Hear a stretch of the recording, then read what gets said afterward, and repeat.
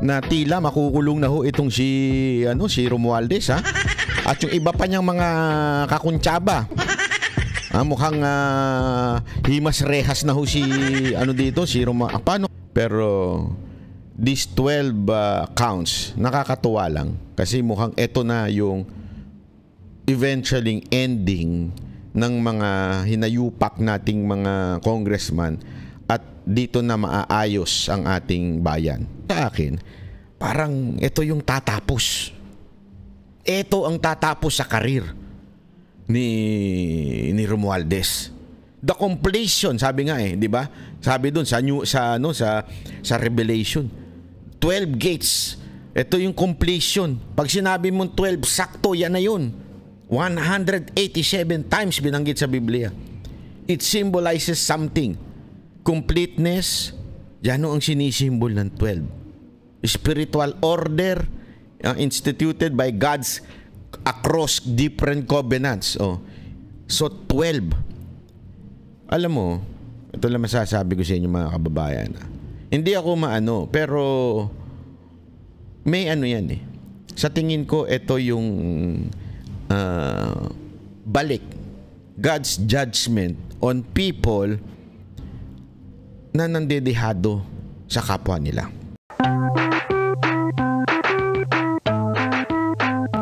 Na tila makukulong na ho itong si Romualdez, ha?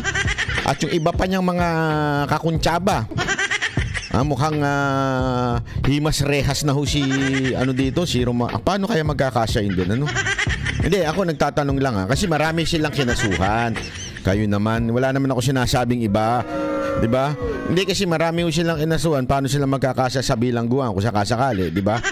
Pero alam mo, kung sa ibang bansa yan, grabe ho, maniwala ho kayo sa akin. Kung sa ibang bansa yan, talagang matindi ho ang parusa sa ganyan. At saka talagang baka hindi na nga umabot yan sa dun sa court judgment Wala na, siguro baka na yan.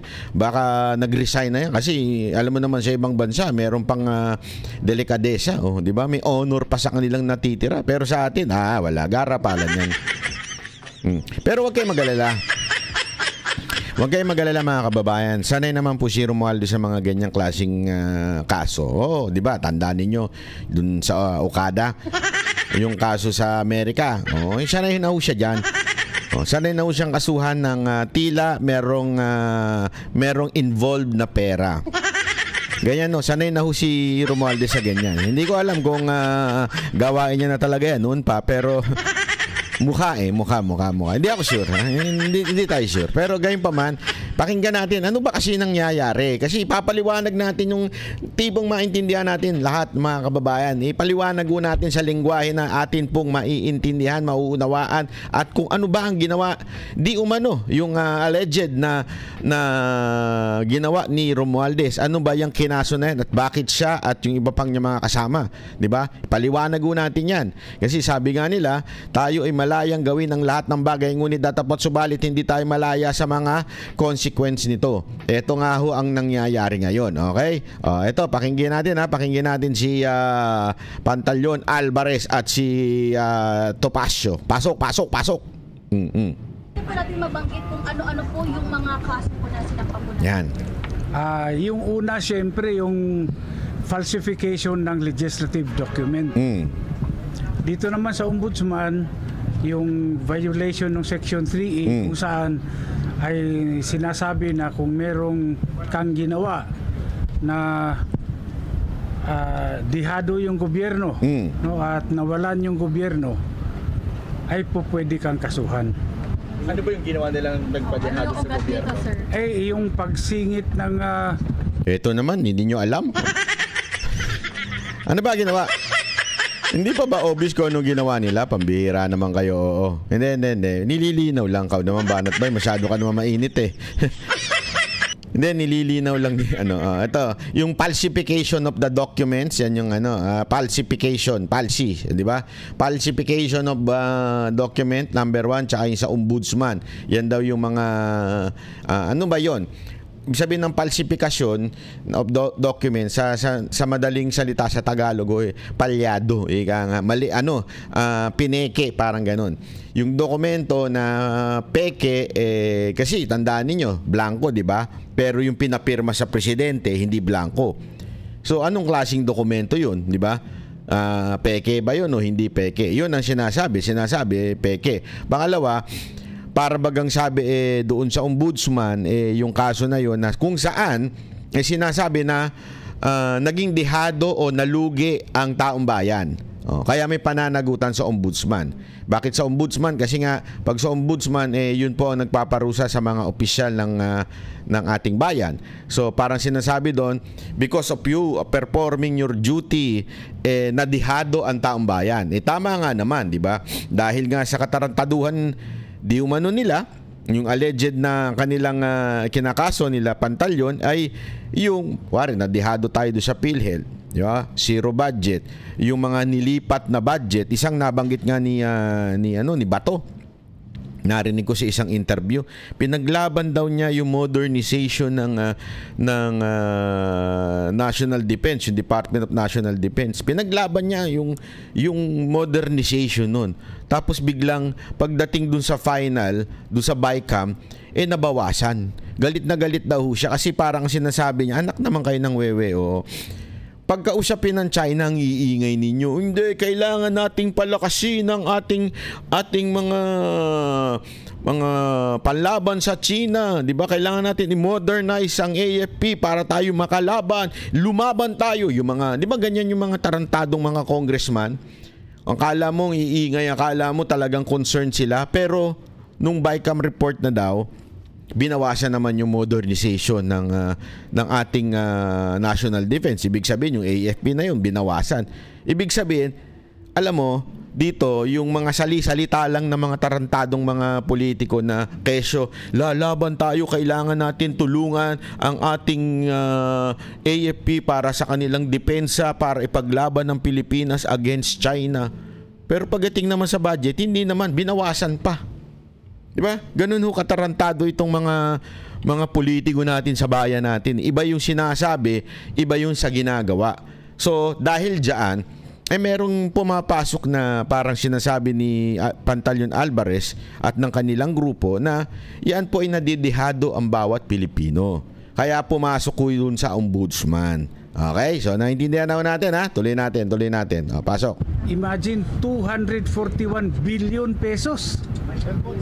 Ang laking halaga yan. Hindi mo pwedeng sabihin na typographical error yan. 241 billion. 241 billion daw ang parang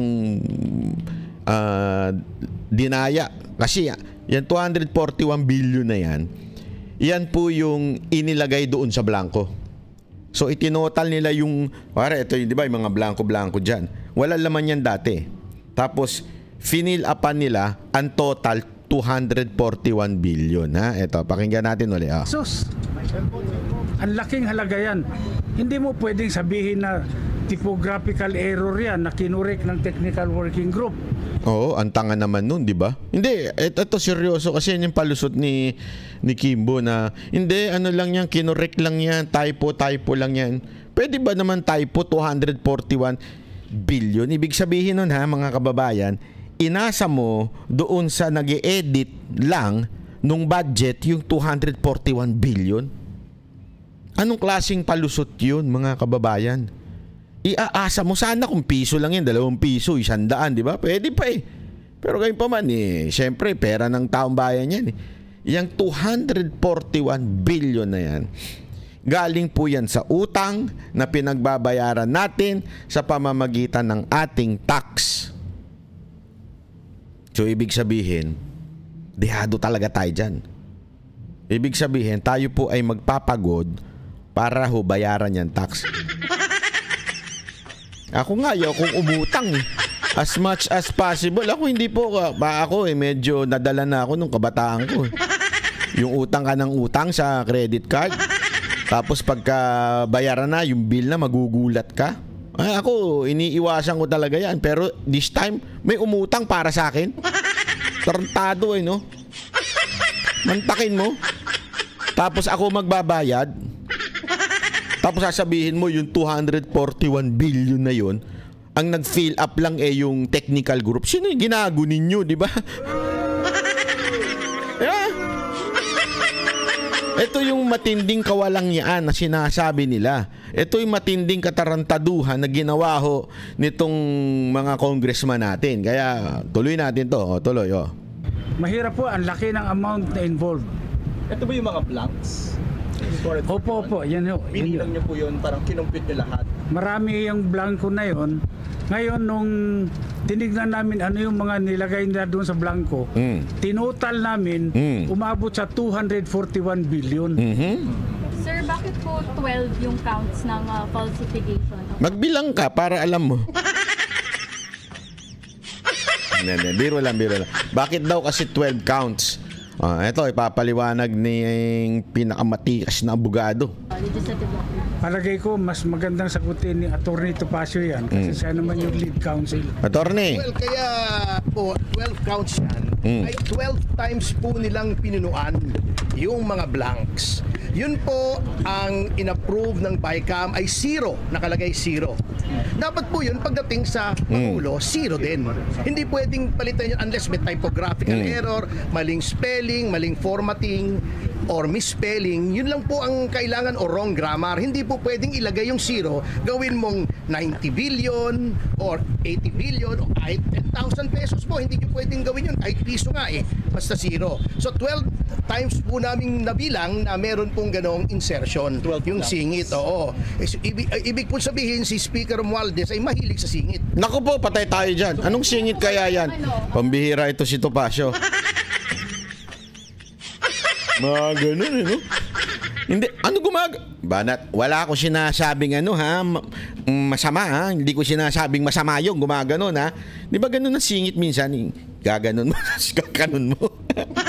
Ang baboy mo, banat man.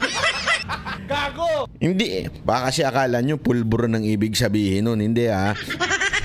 Yun po ay pag-amoy ng singit, di ba? Mga bata, mga ganyan, kumakaskas-kaskas, tas sisimple. Yeah? Ito si Atty. Topacio, pwedeng komedyante ito kasi seryoso siya, biglang bibitaw ng pung. Diba? Alam nyo ba, ito lang meron lang ako ikikwento sa inyo alam nyo ba na ang 12 is a very significant. Alam niyo yun? 12 is a very significant symbol in the Bible. Number 12. Alam niyo yun? Ipapaliwanag natin. Yung number 12, yan, symbol of faith, church, and divine rule. Di ba? Alam niyo kung ilang beses yan binanggit sa Biblia? 187 times binanggit yan sa Biblia. At alam niyo, isa nga dyan yung 12 sons of Jacob. Ayan. 12 as a representation of completeness and God's governance. Alam mo, napaka-symbolic po niyan. Yung 12 apostles, di ba? Napaka-symbolic po niyan. Sa Revelation, the number takes on eschatological significance. The New Jerusalem symbol of God's eternal kingdom has 12 gates. Grabe, guarded by 12 angels. And the walls have 12 foundations. Di ba? Adorned with the names of 12 apostles. Grabe ho. Hindi ho kasi magbabanggit ang Biblia ng aksidente, nabanggit lang.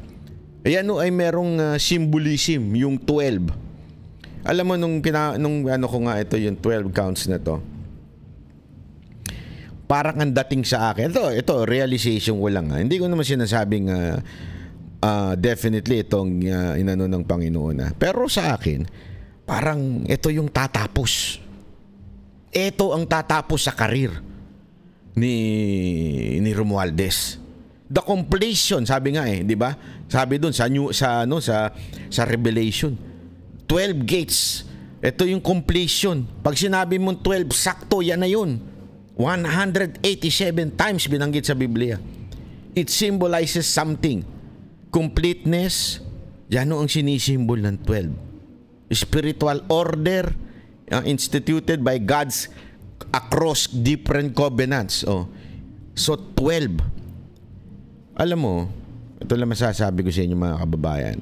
Hindi ako maano, pero may ano yan eh. Sa tingin ko, ito yung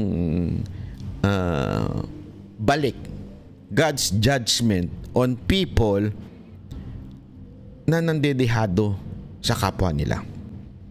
Kasi paulit-ulit ko sinasabi sa inyo, hindi ho natutulog ang Panginoon.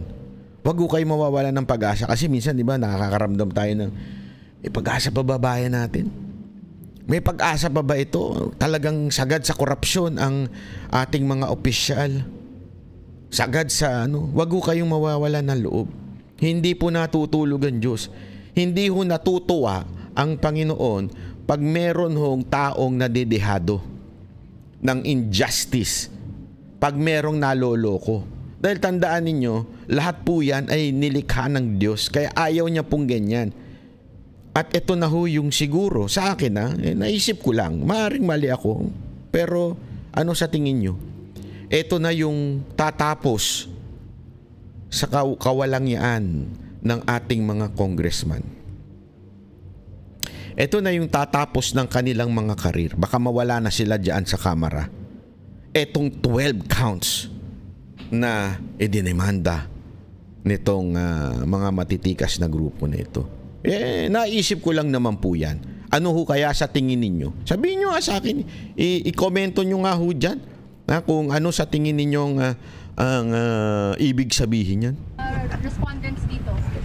Sino pinasasagot? Ito po, siyempre si Speaker Romualdez, because siya po ang head ng House of Representatives. Manuel Jose Dalipe, kasi siya po yung nandun sa APRO. Etong majority leader, siya yung majority whip. Siya yung nagma-marshal ng mga boto para dito. Si Congresswoman Kimbo. At least inamin niya na merong insertions. Kasi dating Appropriations Committee Chairman Saldico. At saka may mga kasama po dyan na hindi pa namin na-identify na palagay namin ay kasama sa technical working group acting under the instructions of the named respondents. Yung mga staff? Opo, syempre, opo. Kahit inutusan lang sila, if ever? Kasi po, ginawa din nila eh. So, they have to justify kung kanilang in-insert under the directions na ito ay lawful na instructions. Kasi kung unlawful yung instructions, liable din po sila. Complainant din kayo, Sir, dito? Opo, complainant din po ako. Bakit po kayo sumali as complainant? Alam niyo po, ako ay I'm doing this in representation of the Citizens Crime Watch. Ito po yung aming presidente. Okay. Ako ang national chairman. The Citizens Crime Watch has been in existence since 1992. At talagang pakialamero po kami. Basta may nakikita kaming palagay namin ay may graft and corruption, ay pinafile po namin. Kami po ang nag-file nung sa Dingbaksya. Now Congressman then Secretary Garin na ngayon ay nililitis na sa Sandigan Bayan. Kami po ang nag-file doon kay Commissioner Guanzon ng graft na ngayon po ay nililitis na sa RTC Bulacan. At marami pa po kaming ibang na-file po rito, yung sa SUP 44 against former President. So, itong grupo niya talaga namang sarap sumali dyan sa mga ganyang grupo.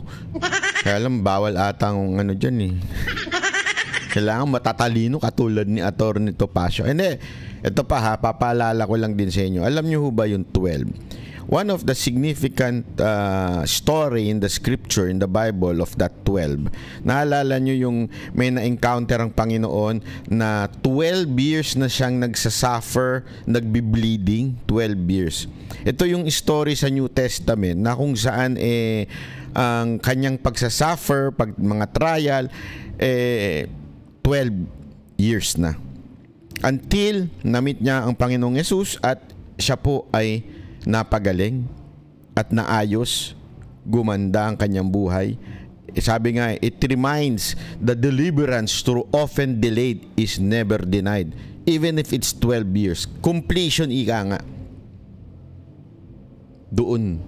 Alam mo, mga kababayan, hindi naman siya pero these 12 counts, nakakatuwa lang. Kasi mukhang ito na yung eventually ending ng mga hinayupak nating mga congressman at dito na maaayos ang ating bayan. Kasi alam mo, sabi kasi nung iba, banat bay, ano naman yan eh? Alam naman natin, hawak nila judge, hawak natin nila ang piskal. Baka ma-dismiss din niya mga ganyan. Tandaan ninyo ito Maraming mga ganyang kaso na iba ang naging resulta eventually. Bakit to kanyo? Kasi nga, ngayon, marami sa kanila, mga piskal, sabihin na natin takot. Hindi ko sinasabi yung piskal dito Maaring yung mga piskal, yung mga judge, takot gumawa ng move ngayon. Kasi nasa kapangyarihan yung mga pagdidesisyonan nila, takot sila. Usually, dinidelay nila yan, dinatawag nga nila dyan, dinidribble lang nila, hanggang matapos na yung nasa kapangyarihan ngayon. Alam naman natin, in 3 years, hindi na speaker si Romualdez. Alam naman natin, even if kung tumakbo man yan, kasi alam natin, presidente na si BP Sara 2028, di ba? Kung tumakbo man yan, hahabulin pa rin siya ng justice. Alam niyo kung bakit? Kasi hindi naman po sila yung mga judge po yung mga piskal medyo diyan nagkakaanuhan nagkakalusutan diyan diyan medyo nagkakaan. Pero doon po sa husgado, diyan medyo talagang titingnan nila yung merits Titingnan talaga nila, sandali, talagang may blanco This is a real document. Di ba? Hindi nila pwedeng i-deny yan. Kasi BICAM report yan, certified yan. Doon nagkamali yung yung mga tatanga-tanga nandiyan sa Congress Certified po yan, bakit nga naman may blanco? Hindi nila naisip na bawal yun. Akala nila siguro wala namang papansin sa atin, makapangyarihan naman tayo, 'di ba? So inisip nila wala. Kasi we are on power, 'di ba? Kaya lang mga kababayan, yung mga judge, hindi sila pwedeng sandali, blanco ito tapos sasabihin nila, ano na natin to? I-dismiss na natin yung case. Mantakin mo, pag-aaralan yan ng bawat Pilipinong nagte-take up ng law at mapabanggit yung pangalan nila na itong si judge ganito ang naging desisyon kahit obvious na may blanco. Kaya hindi rin po sila basta-basta na nagdidesisyon ng masyadong malayo sa posible, 'di ba? Ano ibig sabihin? Minsan yung mga judge, syempre, as much as natatakot, gusto nilang kumampi doon sa isang panig dahil sa nasa kapangyarihan nito, pero to the extent lang. Pag sobra na yung katarantaduhan, hindi na nila kayang pagtakpan. 'Di ba? Ang gagawin nila diyan, dinidribble na lang nila. Ibig sabihin, malamang sa malamang, para mawala na muna yung nasa kapangyarihan, tapos dun sila magde-decide. Kaya nga sabi ko sa inyo, maybe not now, but this move, itong grupo na ito ay napakaganda. Dahil sabi ko nga sa inyo, this is not about politics. Kasi iniisip na iba politika, hindi. Kung politika yan, sana dumaldal na lang ng dumaldal, ginamit na lang. Huwag na tayo magsampahan ng kaso kasi daldalan lang naman ang labanan dito, palakasan ng boses, di ba? Hindi Ito po ay tunay na legal na away o laban. Kasi talagang hindi. Huwag natin daanin sa daldalan. Dito tayo sa husgado. Punta tayo dito. Ito pag-usapan natin. Ito ang ating yan ang maganda. Kaya hindi ito politika. Mas politika pa po yung impeachment dahil mga kababayan, alam naman natin number games lang po yun. Diba? Kaya nga sabi ko kung seryoso talaga kayo at sinasabi ninyo na may illegal na ginawa si BP Sara Duterte, ba't di nyo kasuhan sa korte nang magkaalaman? Hindi ko naman siya nilalait itong ating mga senador. Yung mga senador po kasi ang tatay yung judge. Marami sa ating senador hindi naman po abogado. How are they going to know yung mga rules sa court? How are they going to judge na talagang matinding pag-aaral ang dapat nilang gawin? Hindi sila abogado. Pero gayon pa man, it is because bilangan lang yan O sino kampi nito? Tansyahan yan Malalaman yan, tingnan ninyo. Malalaman yan pagkatapos ng 2025 election. Kung sino ang mas may hatak yun ang kakampihan nitong mga senador na nasa gitna ngayon. Pag uobserba nila yan sino kaya ang mas mananalo, yung mga tao ni PRRD o yung tao ni Marcos? Kaya nang matinding usapin ngayon mga kababayan. So ibig sabihin lamang po nun, talagang diyan parang tatansyahin ngayon ito ng mga nasa gitnang senador, yung mga hindi re-electionist Kasi marami dyan, 12 pa yung hindi re-electionist dyan. So hindi nila alam kung saan sila boboto, titingnan nila ngayon sino mas nanalo. Ibig sabihin na doon ang pulso ng taong bayan. Ganun ang tansya nila dyan. Kaya mga kababayan, ako, paulit-ulit ko sinasabi sa inyo, sana ikampanya po natin. Hindi lamang po iboto ikampanya po natin straight. Diba? Straight po, straight PDP po ang ating iboto at yung mga guest candidate. 'Di ba? Yung mga kaalyado katulad nila Tony Vic at siyempre si Pastor Kibuloy, number 1 yan At siyempre itong si Marcoleta. So yan ang mga natin. Kasi diyan magkakaalaman kung malalaman natin. Tandaan niyo ulitin ko, whether you like it or not, this impeachment is a political thing. Hindi ho yan, guilty ka na ba? Hindi, walang ganun dyan. You don't, sabi nga dito napakinggan ko ito, panoorin nyo sa mga sa mga interview ng mga political, yung totoo, yung mga nasa gitna. Ito daw impeachment, he doesn't, yung, di ba sa court, kailangan mo beyond reasonable doubt? Dapat, doon mo, isang tao, doon mo huhusgahan na kung siya may sala o hindi, beyond reasonable doubt. Ibig sabihin, walang kaduda-duda. Nagkasala siya, pinatay niya, ganun. Walang kaduda-duda kahit kapiraso. Dito daw sa impeachment, hindi ganun. Basta nawala na ng tiwala ang tao sa'yo, whether you are proven na nagkasala o hindi, you are out. Diba? Ganun ang ibig sabihin. Yung bang, sa madaling salita, pag hindi na kami confident dahil mukhang may something, may ganun. Yun lang ho yun. Kaya nga sabi ko nga sa inyo, etong impeachment, it's a political. Magkakaalaman po kung sino talaga ang para sa bayan at sino talaga ang para sa bayad. Yun ang matindi dyan kasi ngayon nga lang di ba? Yung 150 million na para sa mga congressman di umano ay ang laki na, mantakin mo, dami nun. 150 million. Tandaan ninyo hindi ho ito first time na nangyari. Kahit nung kay Corona, million talaga ang lumabas na pera doon. Yeah? Ang laki, million na lumabas na pera doon para lang i-convict ko impeach po, sorry, not convict. I-impeach po si Corona. Million po.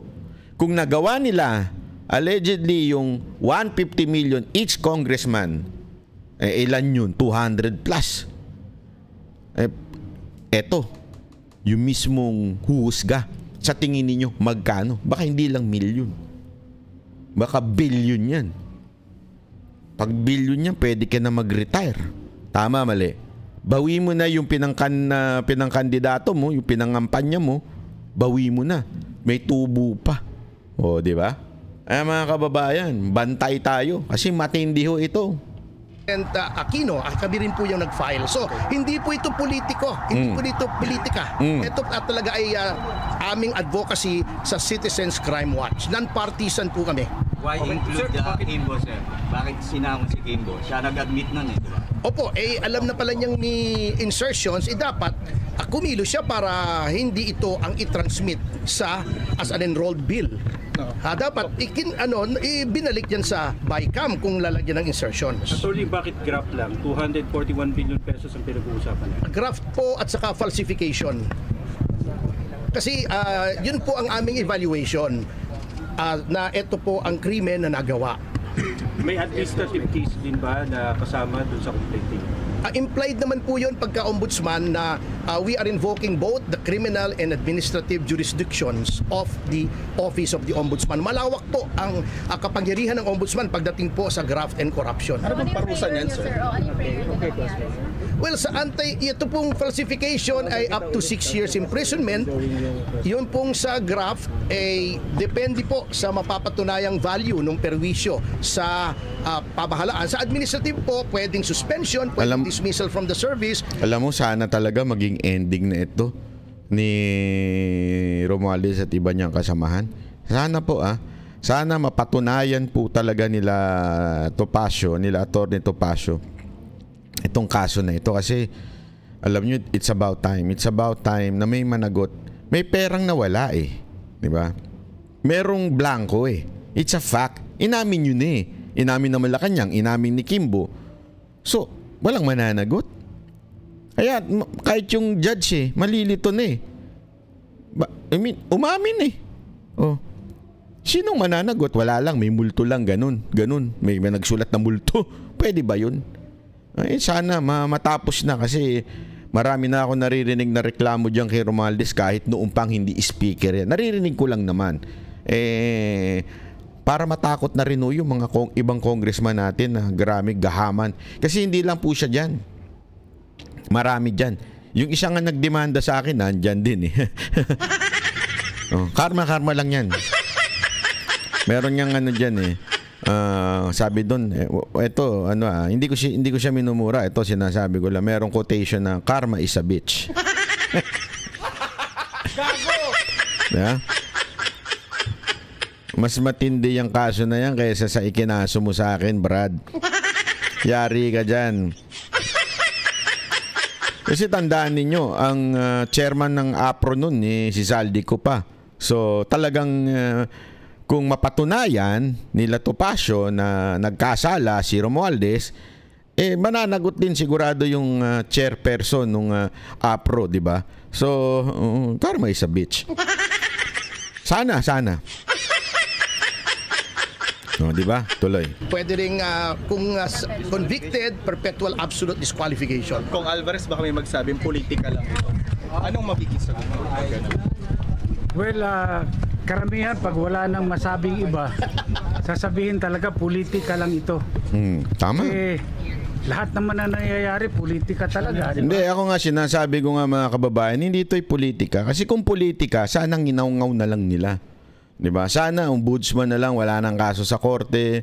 Although court pa rin naman yung ombudsman, kaya lang, malalaman mo naman kung ang isang, pag hindi dinala sa korte, medyo politika. Diba? Mas magandang dalhin sa korte para magkaalaman, diba? Parang katulad ni Trillanes. Lagi nang kakaalaman na lahat ng mga pinagsasabi niya ay sablay, diba? Bakit? May naipanalo ba ikinaso yun? Wala. Wala kasing substance Aside from wala siyang substance, pati yung mga kaso niya walang substance. Kaya maganda, at least nagkakaalaman tuloy kung sino walang substance. Parte ng politika yan. So sa akin naman, ang kawawa dito, yung mga empleyado yun. na pag-utusan. Correct. Well, siguro pwede naman nilang depensa, magsabi lang sila ng totoo. Yun. Kung ano talaga yung nangyari. Sir, kasi yung iba tinatanong yung timing nung pag-file nyo. Kasi impeach nga lang kay VP Sara Duterte. So kaya ganun yung mga implications nila. Alam nyo, yung sinasabi nilang timing, wala namang timing yung criminal case Tama. Kung gumawa ka ng krimen, yun ang timing. Yun. Gumawa ka ng krimen, alangan namang i-file mo yan sa susunod na taon. Mga 5 taon pa bago nyo i-file. Gago! Hindi. Alam mo mga kababayan, that's a perfect analogy. Walang timing yan. Bakit? Kasi gayong ginawa yan Etong budget yan Kailangan mapigilan yung budget. Kasi nga, ang daming kalokohan dyan sa budget So, alam mo yun, dapat ngayon na. Kailan pa? Kailan pa ano yan kung hindi ngayon? Di ba? I-file mo yan sa nakaraang taon. Hindi pwede. Tama. Ginawa nila yan recently, kaya kinakailangan aksyonan kaagad natin. Yun. Naman ba ito sa pag-impeach ng Kamara kay VP Sara? Wala, magkahiwala yan. Kasi iba naman yung impeachment, ibang usapin yun. At ito, criminal case ito, ibang usapan dito. Yan ang sinasabi. Pag abogado kayo, maiintindihan ninyo. Pero kung hindi kayo abogado, hindi nyo talaga maunawaan. Iba ang criminal case sa impeachment case. Iba ang pagpapatunay sa criminal case at sa pagpapatunay ng impeachment case. Pag-aralan ninyo, you do not need beyond reasonable doubt sa impeachment. Talagang yan, politika lang yan. Bilangan lang ng boto yan. Bilangan kung sino mas maraming... kung tatanggap ba o hindi, di ba? Yan ang katotohanan diyan. Wag na tayo maglokohan, ha. Hindi naman po yan lingid sa kaalaman. Kaya nga, di ba, ang dami naging issue niyan noong mga nakaraan. Ang tugante, parang ganun sa Sir, or pag-impeach. diversionary tactic. Hindi, teka. Yung sinasabi nilang diversionary tactic, tingnan nyo ito. Tingnan nga Sino natin. nag-divert? Alin ang nauna? Di ba yung press conference ni dating Pangulong Yun. Duterte at ni Congressman Ungab? Oo. Doon nila pinaputok na maraming blanco yung BICAM report. Gayon. Ngayon, ayaw nilang pag-usapan yan dahil sigurado swak na swak sila sa banga. kaso. Ayun. Kaya sila ang gumawa ng diversionary tactic. Ayun. Gumawa sila ng issue na matatabunan itong iskandalo Yun. sa budget. May narinig kasi ako, sabi nila hindi naman daw diversionary tactic to kasi hindi pa naman daw kinakalimutan yung budget. Hindi, diversion ito. Kasi ito tandaan ninyo, sa psychological thinking ng mga Pilipino, they can only handle one story at a time o one scandal at a time, di ba? Pagka napalitan na makakalimutan na. Ang memory ng mga Pilipino medyo madali hong magbago Madali hong makalimot, ika nga, di ba? Ganyan nangyari sa kasaysayan natin. So, kaya ngayon, ang tindi po kasi nung sa budget issue, lahat mismo ng tawag dito ng mga tao na iba't ibang kulay nakapansin doon. 'Di ba? Isipin mo ito yung tinatawag hindi lamang po ng mga Duterte supporter. Even if yung mga hindi Duterte supporter, ito po ang tinatawag na pinaka-corrupt na budget, pinakamalalang budget. Kaya wala na silang, kaya nga sinabi ko, bakit nila hinabol? Alam nyo ba, questionable pa rin yung paghabol? May mga napapanood ako na mga law expert, constitutional expert na sinasabi, mali yung paghabol. Kasi it's a new Congress. So mangyayari niyan, pag hindi na-tackle ngayon, hindi natapos yung impeachment, pag hindi gumawa ang presidente ng special session, for sure, dapat ulitin, baguhin yung impeachment na charges na ginawa kay VP Sara Duterte. May mga ganyang opinion. Alam mo yon? Sabi ko, nung pinapakinggan ko, hindi ito mga Duterte supporter Ito yung mga lehitimong mga magagaling sa batas at sinasabi nilang kasi nag-ending na Hindi na pwede, yun yung same. Desisyon na yan nung nakaraang Congress. So dapat, babaguhin na ngayon. Uulitin na. Sabi ko, kung ganun ibig bang sabihin nung talagang may purpose itong pag-file ng impeachment? Di ba? Kasi maaring isa lang itong ginawa ngayon, pero marami yun, di ba? Marami hong impeachment na yun. So, ibig bang sabihin, final lang nila tong isa para mag-ingay lang, para ma-divert talaga ang usapin patungkol sa budget.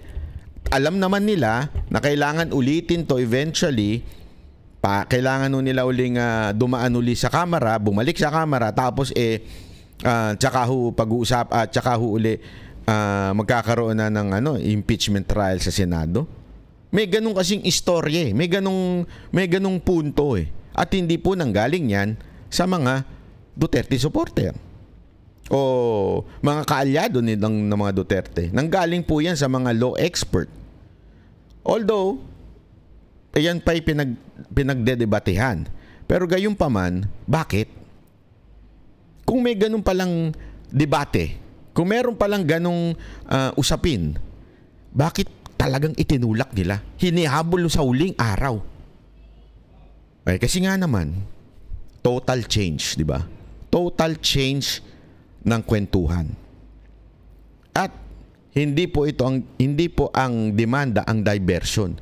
Kasi nga, sabi nga ni Alvarez, nauna si Ungab at saka ang presidente si PRRD at saka si Attorney Vic na nag-live bago pa ho yung impeachment. Ang tunay na diversion yung impeachment. Ngayon, ibinabalik lang nila at pinagpapatuloy lang nila yung nangyari noon sa presko nila Ungab. So this is not a diversion. This is reality, my friend. So I think Romualdez, this is your ending in your adventure. Baka ito na talaga ang ending mo pagdating sa mga diskarte mo sa buhay.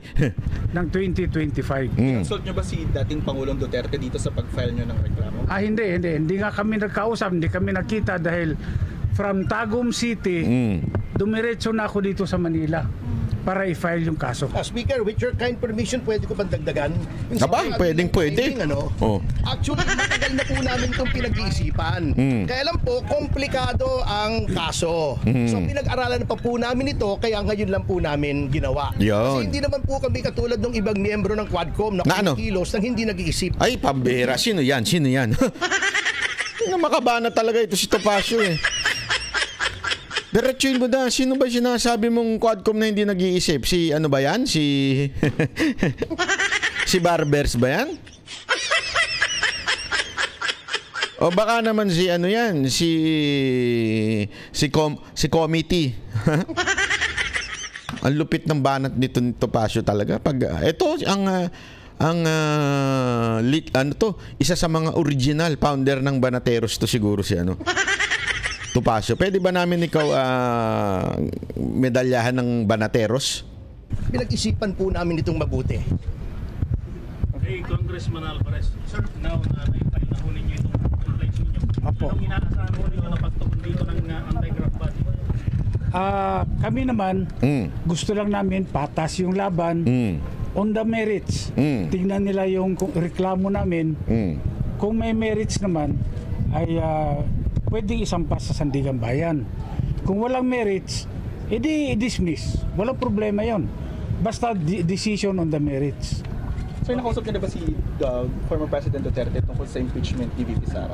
Hindi pa po. Hindi nga paulit-ulit naman eh. Members of the House. Total percent. Nandun yung krimen na nangyari. Sa Senate. Bicam, sir, yun eh. Sa Senado, siguro naman kung Office of the Ombudsman, pwede naman silang magpatawag kung sino sa Senado. Dahil alam nyo po, dito lang sa House of Representatives matagal na kaming sumulat, nag-request kami ng kopya, official copy ng enrolled bill. Hanggang ngayon, tinatago nila, hindi nila binibigay sa amin. Pero kung nasa House Library na po yung enrolled bill, yung ratified bill, pati yung GAE, publicly available po siya, pag-check po. Pati-check ko sa aking yung chief of staff ko, dahil yung sulat namin, hindi nila sinagot. Nag-request kami. Okay. Thank you, sir. Nako, malupit po itong binitawan po ng grupo na ito. Ayan, so bantayan po natin itong issue na ito dahil alam nyo mga kababayan, ito na siguro, ito na talaga ang sa tingin ko lang naman, sana sabi nga nila magdilang anghel ka, hindi lang ng anghel, baka pati propeta. Hindi, biro lamang po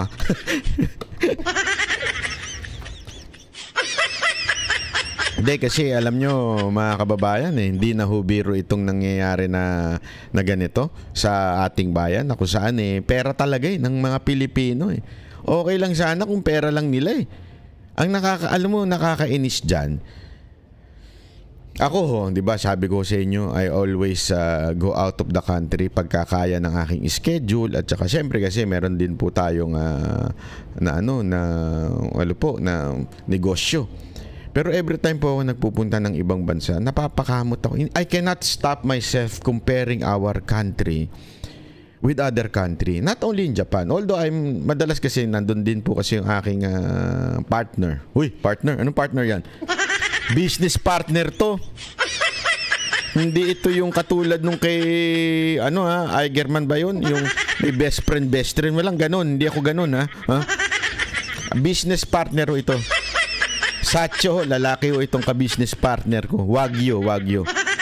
Hindi, alam nyo, ito walang biro. Pag naandun po ako sa Japan, nalulungkot ako. Naiiyak ako. Kahit masaya doon, naiiyak ako minsan. Kasi, sabi ko, bakit yung mga Pilipino dito kaya naman sumunod sa batas? Bakit yung mga Pilipino dito maayos naman ang buhay? Masisipag naman. Sila ho ay talagang masasabi mong they are good citizens. Diba? Wala ka masyado makikitang mga tarantado dun eh. Yun lang, nawala na isa.